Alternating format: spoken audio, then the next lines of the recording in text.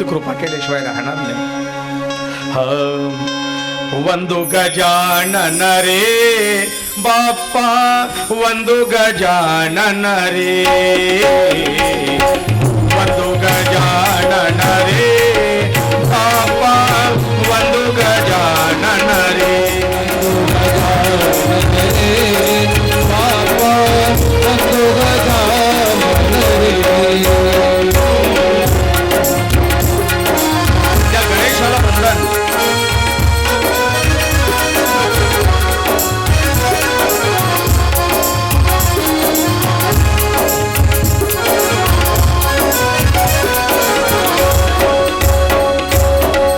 पिवळा पितांबर पिवळाची शेला, पिवळा पितांबर पिवळाची शेला, पिवळा पितांबर पिवळाची शेला, पिवळा पितांबर पिवळाची शेला. नागभूषण रे बाप्पा, वंदु गजानन रे, वंदु गजानन रे बाप्पा, वंदु गजानन रे.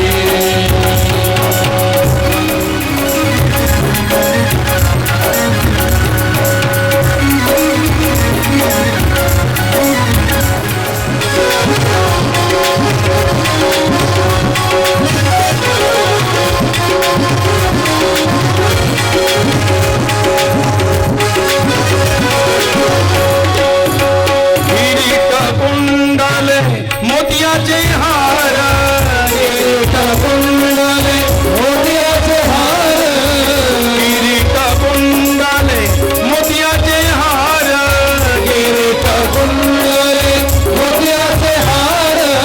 मूषक वाहन रे बाप्पा, वंदु गजानन रे,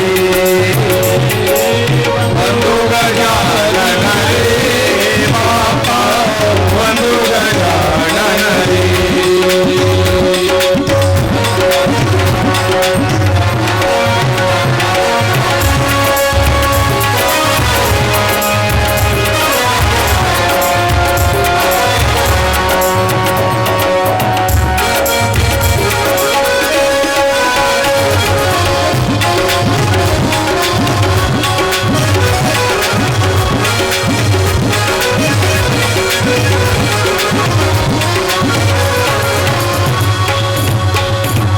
दास तुझा मी देवा आलो शरण, दास तुझा मी देवा आलो शरण, भक्त तुझा मी देवा आलो शरण, भक्त तुझा मी देवा आलो शरण.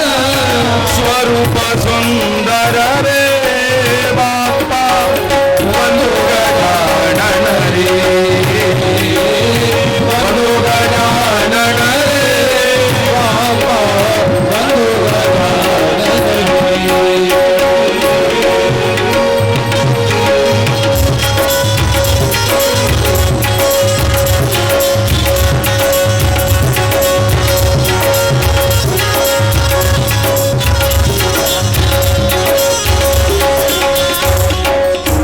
गणपती बाप्पा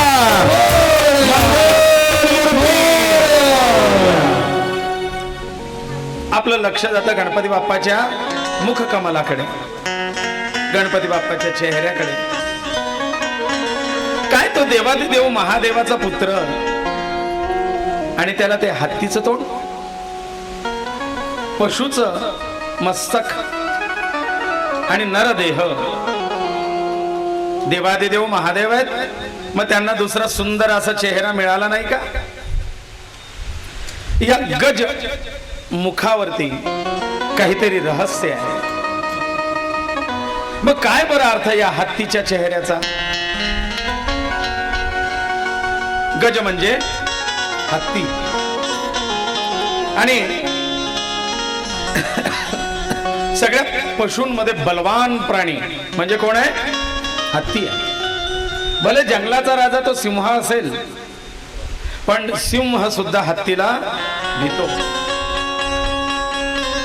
ते 2-5 सिंह मिळून ज्या वेळेला हत्तीवरती चाल करून येतात तेव्हा कुठे हत्ती आकळला जातो. आणि म्हणून बलवानतेचं प्रतीक हत्ती आहे, शक्तीचं प्रतीक आहे हत्ती. दुसरी गोष्ट, बलवान असूनही, सगळ्या वन्य पशूंमध्ये बलवान असूनही हत्ती काय खातो?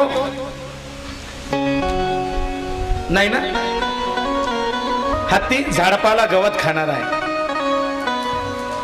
म्हणजे शुद्ध आणि सात्विक आहार ठेवून सुद्धा जंगलातल्या सगळ्या पशूंपेक्षा बलवान होता येतो, हे शिकवणारा प्राणी हत्ती. आणि म्हणून ते शुद्ध आणि सात्विक आहाराची असूनही शक्ती सामर्थ्यवान आहे हे दाखवण्याचं प्रतीक म्हणजे ते हत्तीचं मुख आहे की बाबांनो, आहार शुद्ध आणि सात्विक ठेवा, शाकाहार ठेवा, उत्तम आहार शाकाहार. तिसरी गोष्ट, हत्ती हा शांत प्राणी आहे, हिंसक नाही. तो शक्यतो कोणाच्या भानगडीत पडत, आपण भला आपलं काम भला, आपला डामडोल डगमग, स्वच्छंद पाण्यामध्ये क्रीडा खेळायची, स्वच्छंद जंगलामध्ये विहार करायचा. पण एकदा चिडला तर मग त्या हत्तीला आवरण तो जंगलाच्या जंगल नष्ट करून टाकतो, उद्ध्वस्त करून टाकतो जंगल. आणखीन हत्तीचं वैशिष्ट्य असं आहे की हत्ती हा कुटुंब वत्सल प्राणी आहे. नेहमी हत्ती एकटा दुकटा फिरणार नाही, तो आपल्या सगळ्या कुटुंबाला सोबत घेऊनच फिरतो. हत्तीच्या सोबत त्याची हत्तीण असते. ती हत्तीण सुद्धा आपल्या 4 पायांच्या मध्ये आपल्या पिलाला चालवते. हत्तीण चालते त्यावेळेला तिच्या पायांच्या मध्ये पिलू चालत असतात, ती त्याला एकटं सोडत नाही. आणि हत्तीच्या पिलाला उचलून घेऊन जाईल अशी वाघ सिंहात ताकद नाही. कुटुंब वत्सल प्राणी आहे हत्ती. आणि म्हणून असं आपल्या कुटुंबावरती प्रेम आपलं असावं हे दाखवणाऱ्या प्राण्याचं प्रतीक म्हणून गजमुख आहे. बुद्धिमान पशूंमध्ये हत्ती एक पशु असा आहे जो बुद्धिमान आहे. हत्ती सुद्धा श्राद्ध करतात बर का. हत्ती सुद्धा उत्तर कार्य करतात, श्राद्ध करतात, वर्ष श्राद्ध. म्हणजे ते काय असं आम्हाला बोलून पिंडदान करत नाही. पण पशूंमध्ये सुद्धा गेलेल्याचा शोक आणि वर्षभर त्याची आठवण करण्याची पद्धत आहे. त्यांना करता आलं असतं तर त्यांनी सुद्धा श्राद्ध तर्पण पिंड प्रदान केलं असतं. पण जेवढं त्यांना पशुबुद्धीप्रमाणे शक्य आहे तेवढं ते करतात. 10 ते 13 दिवस हत्ती शोक मनवतात. त्यांच्यातला एखादा हत्ती मृत्यू पावल्यानंतर त्या जागेवर 10 दिवस पर्यंत ती हत्ती मेला असेल तर ती हत्ती आणि तिचं कुटुंब 10 दिवस त्या जागेजवळ येतात, तिथे बसतात आणि रडतात, रडक्या स्वरात ओरडतात. 10 दिवस सर्च करा ना YouTube गुगलला. आणि वर्षभरानंतर तो हत्ती मेलेल्याच्या वर्षभरानंतर त्याच दिवसाला बरोबर पुन्हा हे हत्ती जंगलात कुठेही असले तर त्या वर्षी त्या दिवशी ते एकत्र त्या जागेवरती येतात. हे हत्तींचं वैशिष्ट्य आहे. आणखीन वैशिष्ट्य सांगायचं म्हटलं म्हणजे बुद्धिमान प्राणी आहे, गुणग्राही आहे. कारण त्याची हार्ड डिस्क मोठी आहे ना, स्टोरेज मोठा आहे. त्याच्यामुळे बुद्धिमंतांमध्ये हत्ती जास्त बुद्धिमान आहे. हाती मेरा साथी है ना, अहो पिक्चरांमध्ये काम करावं हत्ती सारख्या प्राण्याने. मग असा हा बुद्धिमान प्राणी, बुद्धीचं प्रतीकच हत्ती आहे. मला असं वाटतं थायलंडचा राष्ट्रीय प्राणीच हत्ती आहे ना, चिन्ह. अहंकार नाही हत्तीजवळ, त्याच्या बळाचा अहंकार नाही. आणि त्याच्यावरतून मनच प्रचलित आहे, हाती चले बाजार कुत्ते भोके हजार. तो आपल्या धुंदीत, तो एक किरकोळ गोष्टींकडे लक्ष देत नाही. तो म्हणतो काय यांच्या नादी लागा, हे यांचं काम करत राहतील, आपण आपल्या मस्तीत. हत्तीची मस्तीत असतो. हत्ती ज्याच्या घरी आहे तो लेच्या पेच्या कोणाच्याही घरी हत्ती राहत हत्ती सांभाळणं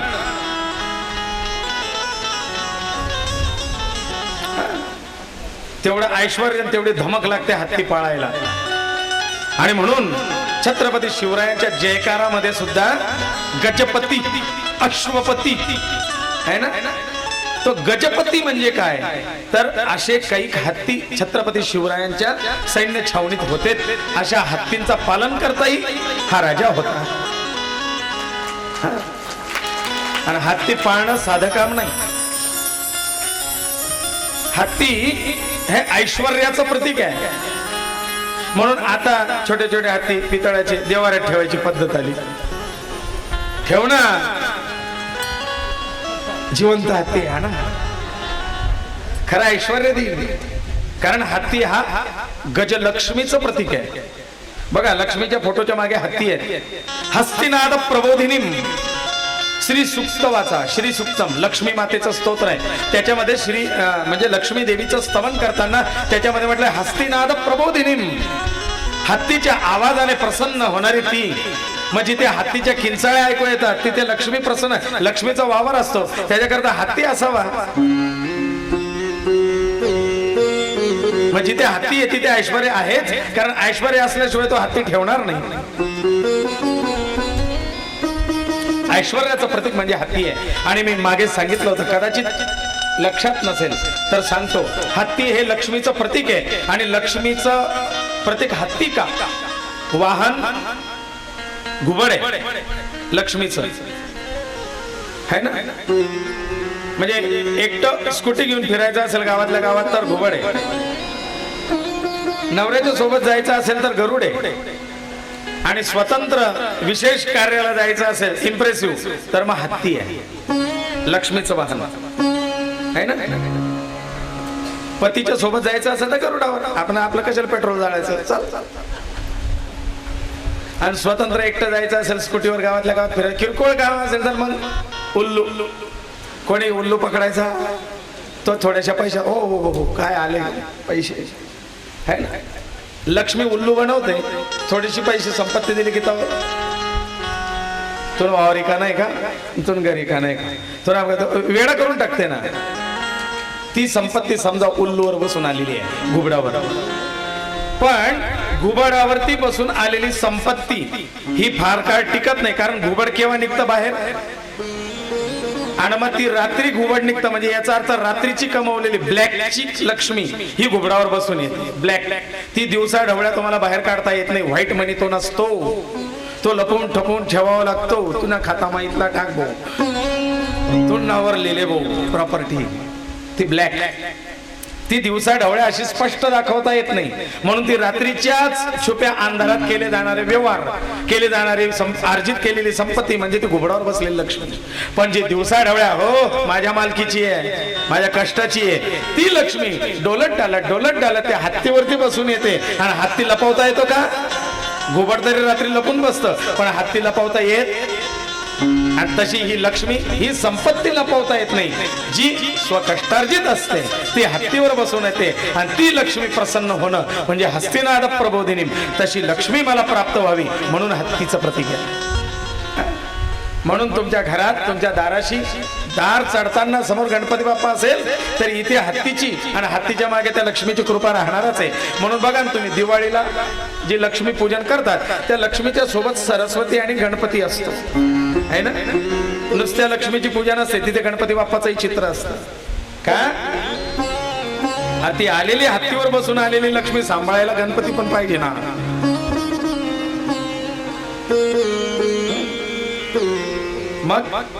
मग असा हा गजमुख ऐश्वर्याचं प्रतीक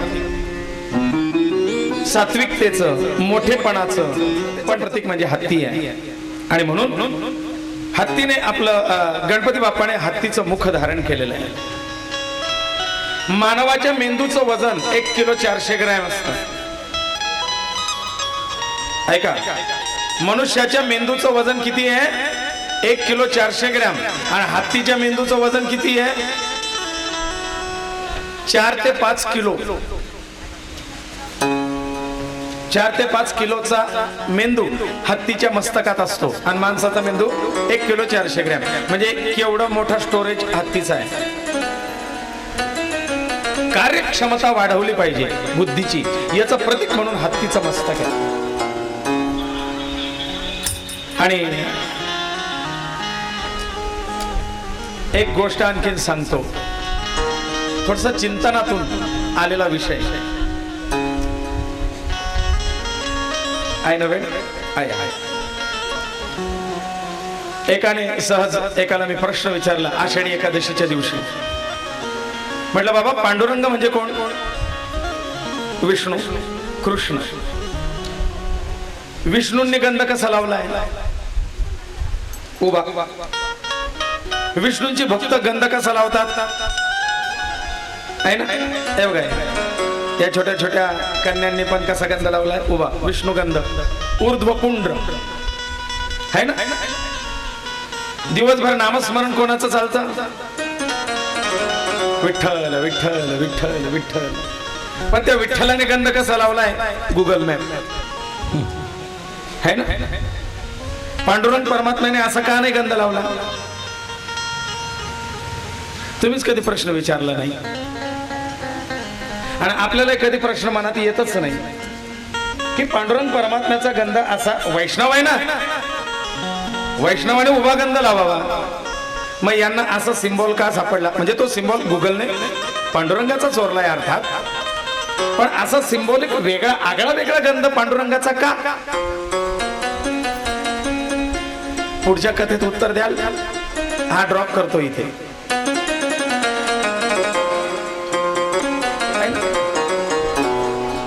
कुठेतरी काहीतरी असं उत्सुकता असली पाहिजे ना.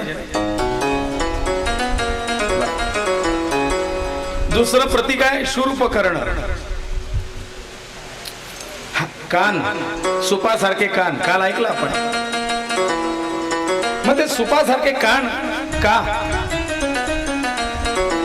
सुपासारखे कान म्हणजे बघा, सुपाचं काम आहे धान्य पाखडणं आणि धान्यातून काडी कचरा वेगळा करणं. या कानांनी तेच काम करावं, ऐकावं सगळ्यांचं, सगळं काही, पण त्याच्यातून जो सार सार ग्रहण करण्यासारखा आहे तो आतमध्ये घ्यावा आणि काडी कचरा बाहेरच फाकडून टाकावा. तो आत जाऊ देऊ नये. याचं प्रतीक म्हणजे कान, त्या हत्तीचे कान. आणि प्रत्येकाला कान 2 दिले आहे ना, तोंड मात्र एकच दिलेलं आहे की नाही. प्रत्येकाला कान 2 दिले, तोंड मात्र एकच दिलं. म्हणजे बोला कमी आणि ऐका जास्त. याच्यातून शिकवण काय आहे? बोला कमी आणि ऐका जास्त. आणि आपलं नेमकं उलट होतो, ऐकतो कमी आणि बोलतो जास्त.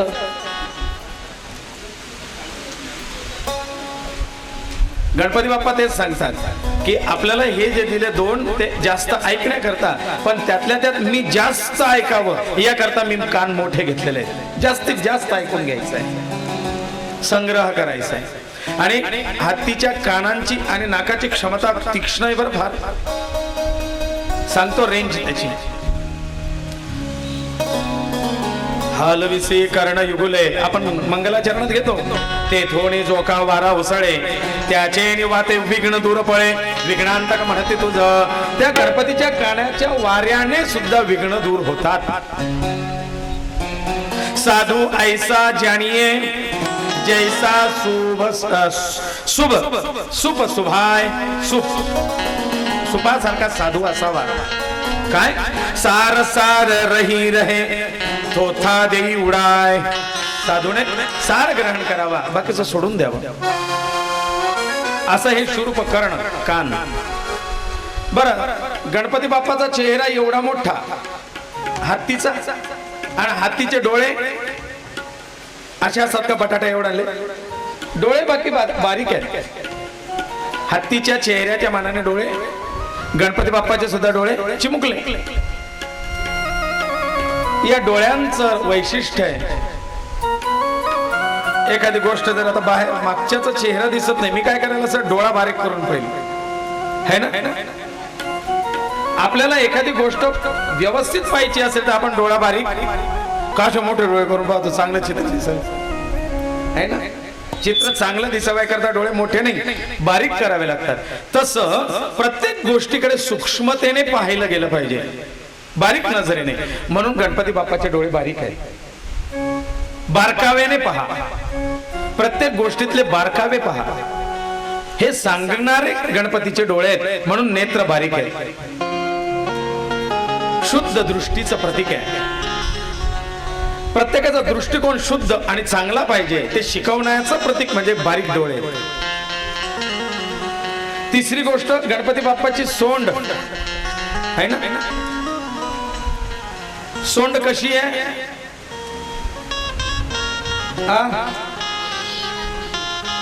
वाकडी, बरोबर का? आणखीन काही मत आहे कोणाचं? मी कोण बनेगा करोडपती सारखे ऑप्शन. आपण आतापर्यंत कितीदा गणपती बसवले, कितीदा घरी पूजा अर्चा केल्या, कितीदा आरत्या म्हटल्या, पण त्या आरतीकडे कधीच लक्ष नाही आपलं. रोज सकाळ दुपार संध्याकाळ नेहमी आपल्या घरी पूजा अर्चा होत असतात. यज्ञ याग होम हवन, गणपतीचं 10 दिवस रोज सकाळ संध्याकाळ आरती. आणि रोज तीच आरती. सुख करता दुःख हरता वार्ता विघ्नाची, नुर्वी पूर्वी प्रेम कृपा जयाची, सर्वांगी सुंदर कंठी झळके माळ मुक्ता फळाची. मग त्याच्यात काय म्हणतो आपण? सर सोंड वक्रतुंड त्रिनयना. मग ते सोंड कशी आहे? मग तुम्ही वाकडी कसं काय म्हणता? म्हणजे याचा अर्थ तुम्हाला ती सुख करता आरती सुद्धा नीट कधी वाचलेली कस काय गणपती कृपा करेल तुमच्यावरती सांगा ना. आपल्याला रोज सकाळ दुपार म्हटली जाणारी आरती सुद्धा कळाली नाही, तुम्हाला तो गणपती कसा कळेल?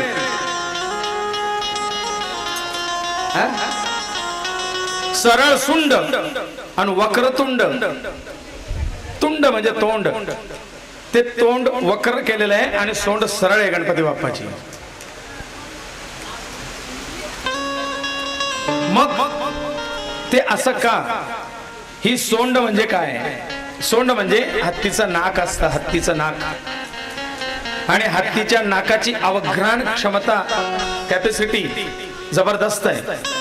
नुसतं वास घ्यायचं आणि श्वास घ्यायचं एवढंच कार्य नाकाचं नाही बरं. ती सोंड म्हणजे नाक गणपतीचं संदेश वहनाचं एक अवयव आहे. 10 किलोमीटर पर्यंत दूर असलेल्या आपल्या जोडीदाराला, साथीदाराला संदेश देण्याची क्षमता या सोंडेत असते गणपतीच्या, म्हणजे हत्तीच्या.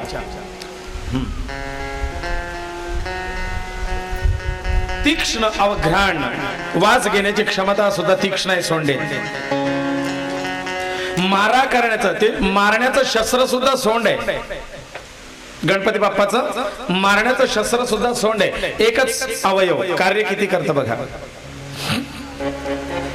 बरं. एवढंच नाही, त्या सोंडेची कॅपॅसिटी एवढी, गवतामध्ये एक सुई टाकली तरी ती सुई बरोबर उचलण्याची क्षमता सोंडेत आहे. सुई सुद्धा बरोबर उचलून घेतात. 10 किलोमीटर संदेश वाहण्याची कॅपॅसिटी या सोंडेची आहे. आणि म्हणून सरळ सुंडन वक्रतुंड, त्याचा अर्थ असा आहे वाकड्याला सरळ करणारी ही सोंड आहे. वक्रतुंड वाकड्याला तुंड, तुंड म्हणजे मारणारी, ठोकणारी, तुडवणारी, ती अशी वक्रतुंड. तुंड म्हणजे मारणारी, वाकड्याला सरळ करणारी ही सरळ सुंड आहे. वाकड तोंड असा अर्थ त्याचा घ्यायचा नाही. पुढे गणपती बाप्पाला दात किती?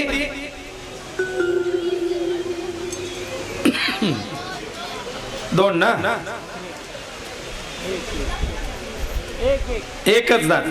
आता पाहिजे ते 2 गट पडले, 1 दात आणि 2 दात. म्हणजे आपण कधी गणपती बाप्पाच्या समोर सुद्धा कधी एवढं बसलो नाही की गणपती बाप्पाचा चेहरा नीट आपल्या लक्षात येईल. त्याला 1 दात का 2 दात, इथून सुरुवात आहे आपली. कशी गणपती बाप्पा कृपा करेल?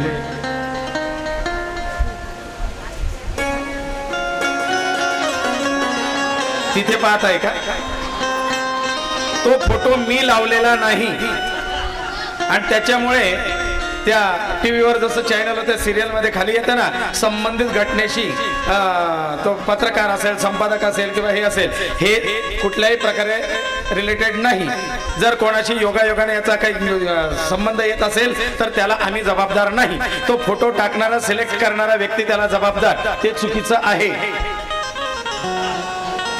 मी आधीच सांगितलं होतं, मी सिलेक्ट केलेला गणपती बाप्पा वेगळा होता. त्याच्यात काही चुका आहेत म्हणून तो गणपती बाप्पा मी घेतलेला नव्हता.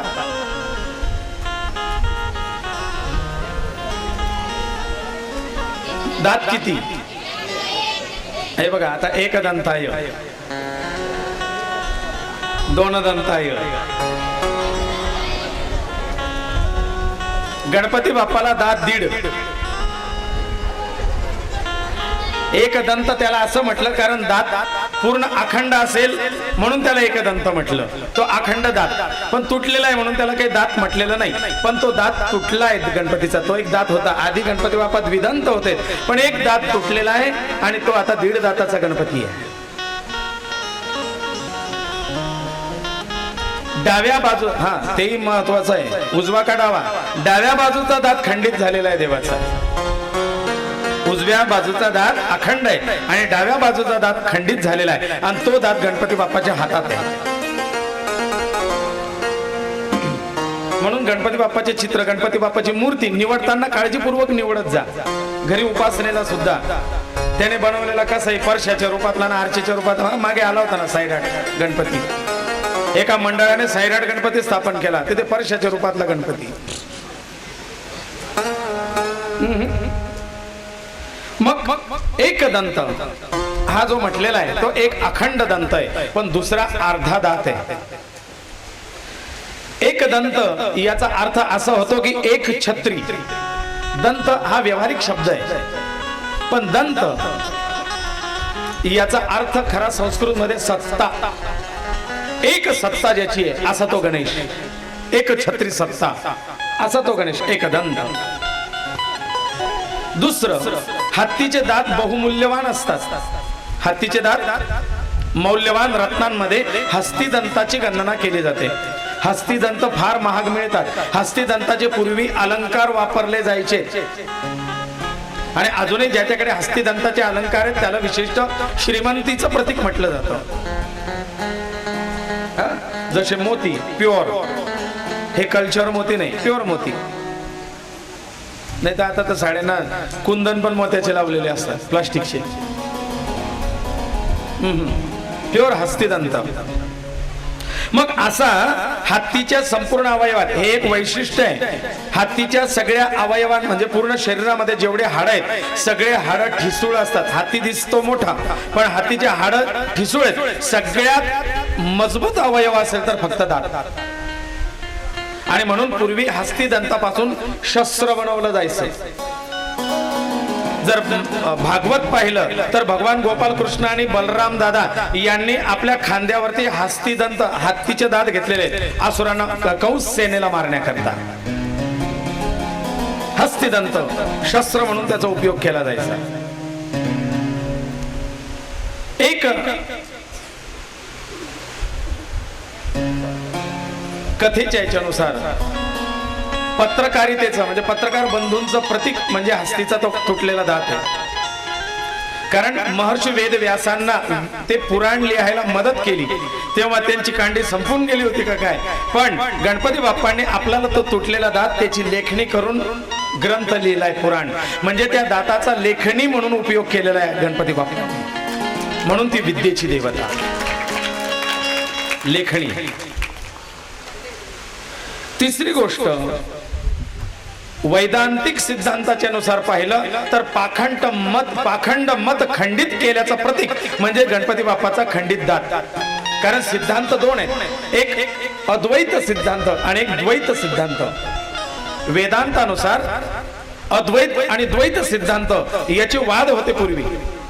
मग याच्यात तो एक पाखंड मत खंडन करून टाकलंय. त्याचं प्रतीक म्हणजे गणपतीचा एक तुटलेला दात आहे. गणपती बाप्पाने आपल्याला तुटलेला दात सुद्धा शस्त्र आणि लेखणी म्हणून त्याचा वापर केला. म्हणजे टाकाऊ पासून टिकाऊ बनवता येतं हे शिकवणारा गणपती बाप्पाचा दात आहे.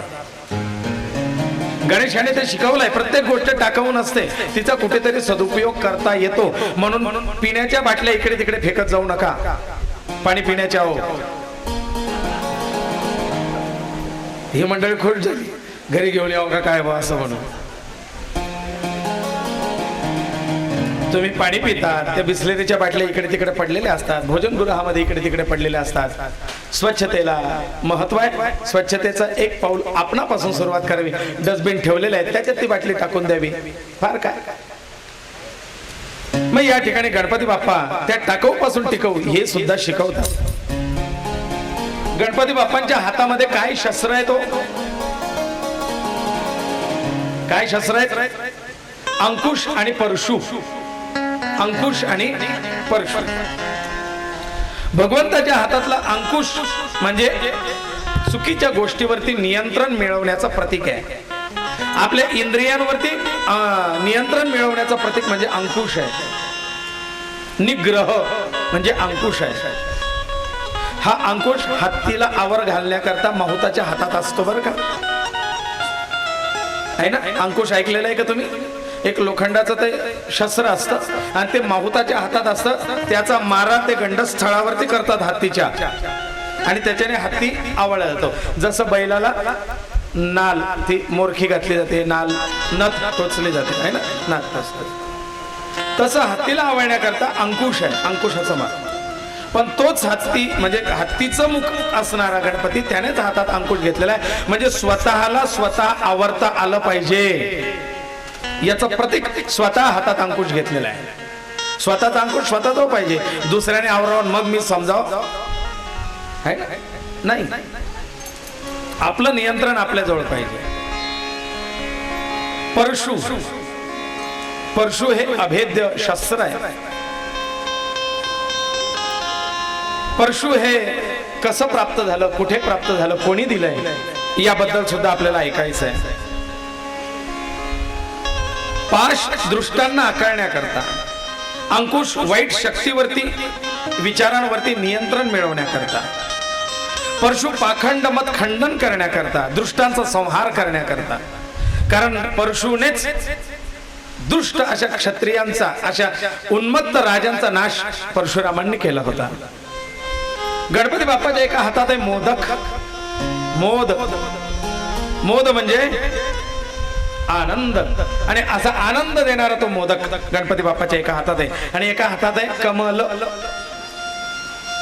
कमल म्हणजे श्री, कमल म्हणजे संपत्ती, कमल म्हणजे ऐश्वर्य, कमल म्हणजे मांगलिकता, आहे ना. आणि म्हणून त्या कमलच्या प्रित्यर्थ हे सगळं चाललंय. तीच श्री आहे, तीच संपत्ती आहे, तीच ऐश्वर्य आहे, तीच मांगलिकता आहे, तीच पावित्र आहे. आणि म्हणून तिच्या निमित्ताने हे ऐश्वर्य, मांगल्य, संपत्ती माझ्या काय उपयोगाची तिच्या वाचून. म्हणून हे सगळं प्रेरित झालेलं आहे. कारण अण्णाने मला बोलता बोलता त्यावेळेला गरुड पुराणाच्या वेळेला बोलून दाखवलं आलं की संपत्ती भरपूर कमवली, पण मी जर माझ्या पत्नीप्रती त्या उत्तर कार्याच्या वेळेला काही करू शकलो नाही तर मग मी ही संपत्ती मिळवली कशा करता. मग तेच माझ्या पत्नीच्या नावाने आता त्या संपत्तीचा योग्य तो विनियोग करेल की ती संपत्ती आणि तिच्यातून पुण्य हे तिलाही उद्धाराचं ठरो आणि मलाही उद्धाराचं ठरो, आणि तोच वारसा माझ्या मुलाबाळांना, माझ्या नातवंडांना कल्याणप्रद ठरो, त्याच्याने त्यांचं कल्याण हो. म्हणून मी हा मार्ग निवडला. कारण ही पुण्याई त्यांना तर मोक्ष देणारच, अण्णांना आनंद देणार आहे ना, एक समाधान देणार आहे, त्या दुःखातून कुठेतरी विरंगुळा देणार आहे. ते दुःख विसरण्याचं मलम हा उपक्रम आहे. त्यांना मोक्ष देतोय, यांना दुःखातून मुक्ती देतोय, एक समाधान देतोय, आनंद देतोय, आणि पुढच्यांना आशीर्वाद देतोय, पुढच्यांसाठी पेरून ठेवतोय की पुढे तुम्ही फक्त कापणी करा या पुण्याईची, मी पेरून ठेवतोय. अशा या सगळ्या पिढींना कारणीभूत अशी सत्कर्म आहेत. कमल तो मोदक, ते अंकुश, ते परशु, तो पाश. मोदक बघा, मोद म्हणजे आनंद आहे. एके करी मोदक गोल त्यावरी अति प्रीती, एका हातामध्ये मोदक आहे आणि त्याच्यावरती गणपती बाप्पाची प्रीती फार आहे. हा मोदक अमृत मोदक आहे बरं का, अमृताने भरलेला मोदक आहे,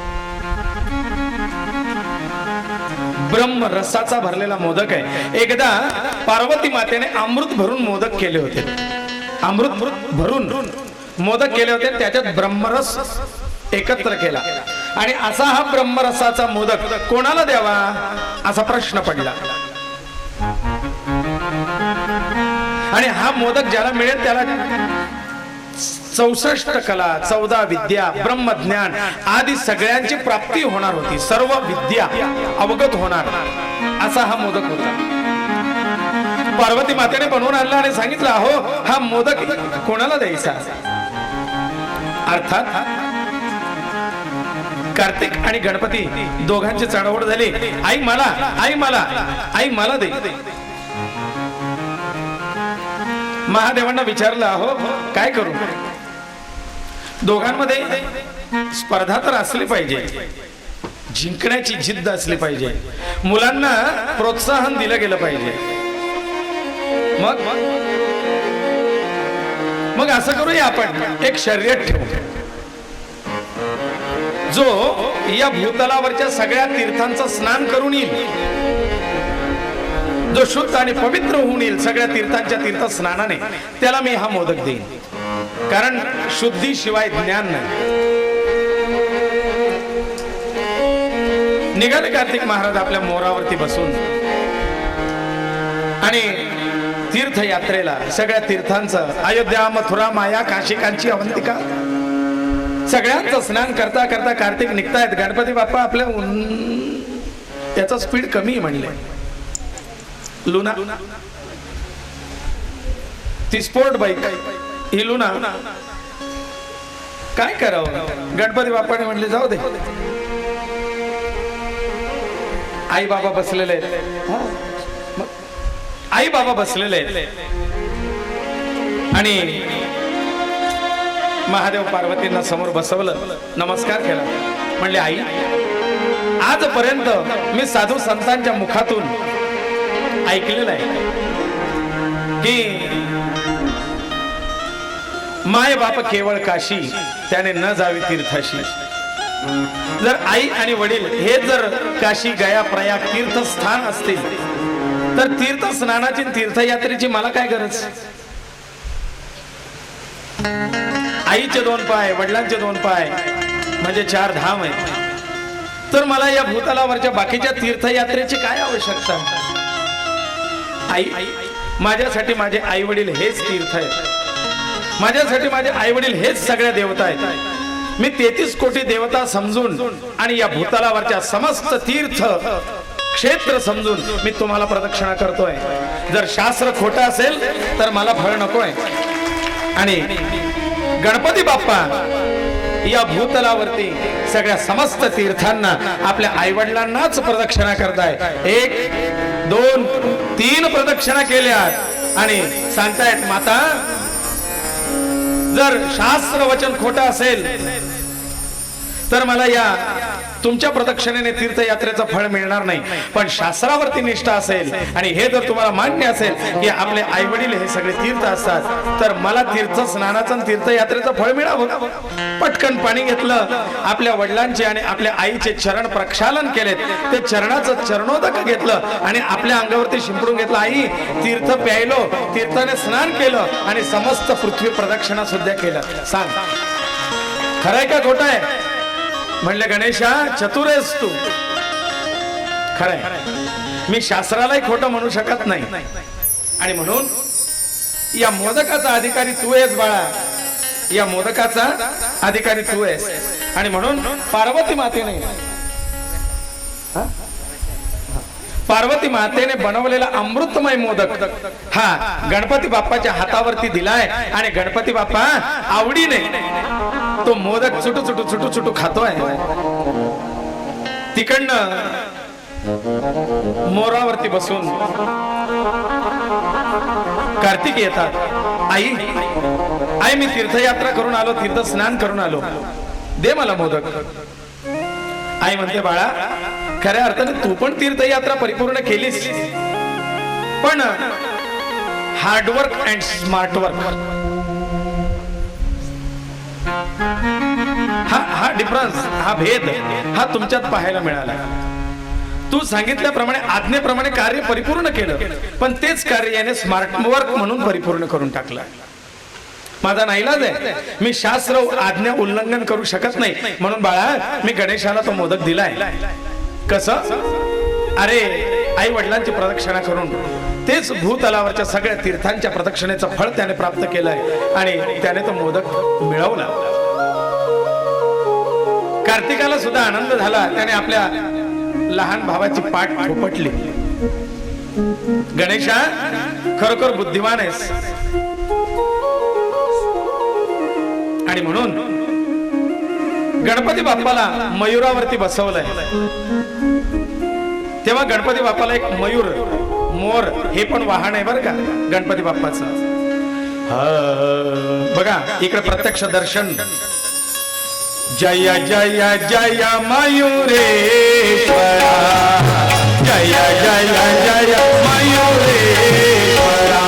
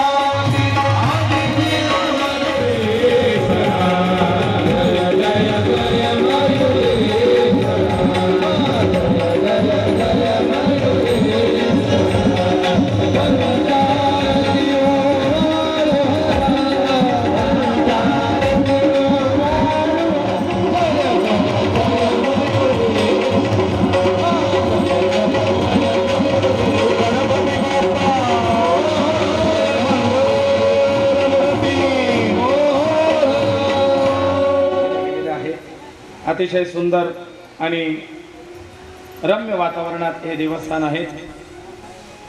गणपती, देवी, विष्णू, शिव आणि सूर्यनारायण अशा पाचही देवता कळंबेश्वरी आहेत. या वर्षी त्यांना आणखीन छान रंगकाम केलं गेलेलं आहे मूर्तींना, त्यामुळे आणखीन सुंदर दिसतात. अवश्य कळंबेश्वर मंदिराला भेट द्यावी. या कथा पाहतोय, सगळ्यांना त्या कथेचा लाभ मिळतोय, तर या कथेचा आनंद असाच घेत राहा. यानंतर भोजनाचा आनंद आहे, प्रसादाचा आनंद आहे, तो घ्या.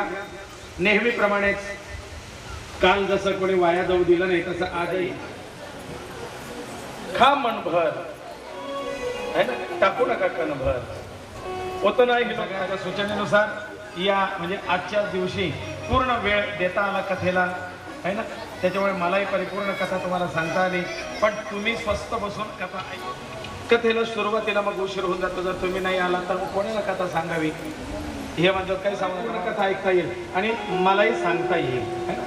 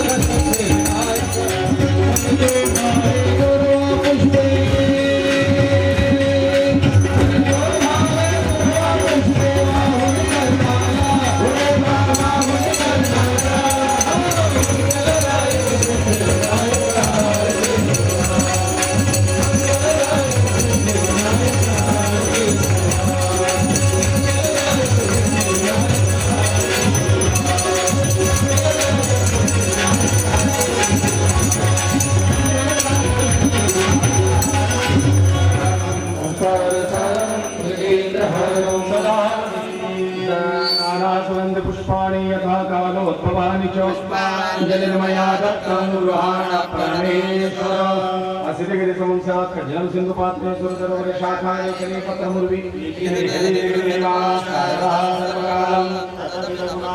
लीशमानं न याति सदा सर्वदा योग तुझा घडावा उपेक्षो नको गुणवंता अनंता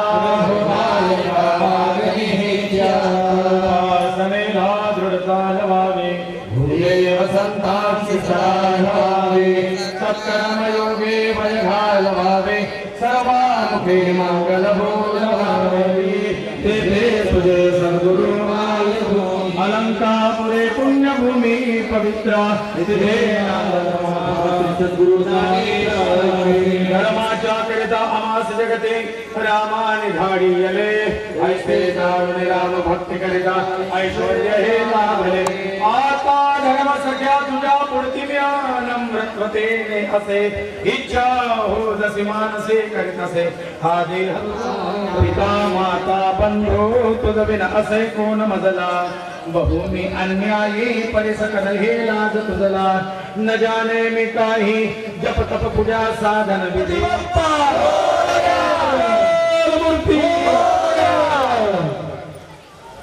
इथे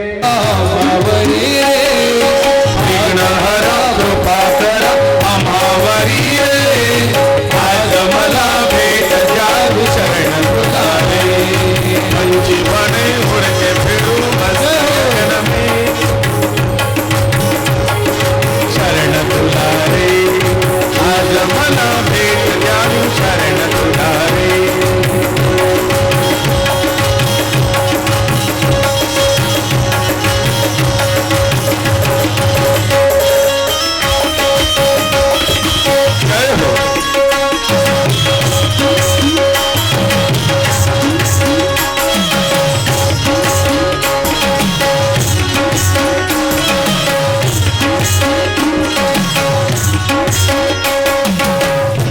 शमी पत्रांचे